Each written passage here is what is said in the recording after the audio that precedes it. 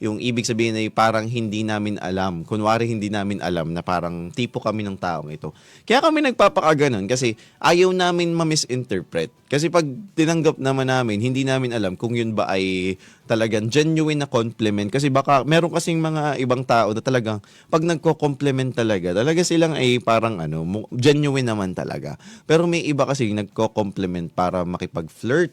Yan, mangiri. Yan, kaya talaga namang kaya ang mga lalaki una talaga nilang ginagawa ay ito yung siguro yung ginagawa ba ay nagpapaka-dense muna. Yung parang hindi nila alam, hindi sila aware kasi hindi namin alam actually talaga kung ano ba talaga yung dun sa dalawa kung ito ba magiging kind lang siya or friendly lang siya or talagang yun nakikipag-flirt. Kaya yun, good strategy yun.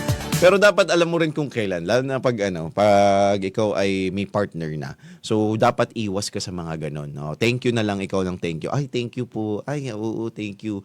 Tapos yun, dapat ganon din kayo. Huwag kayong kakapit-kapit ng ibang babae, pag kayo may partner, o kaya kahit sa mga ito naman hindi ko alam kung bakit nire-risk nung mga taong yun na may gusto dun sa mga taong may partner.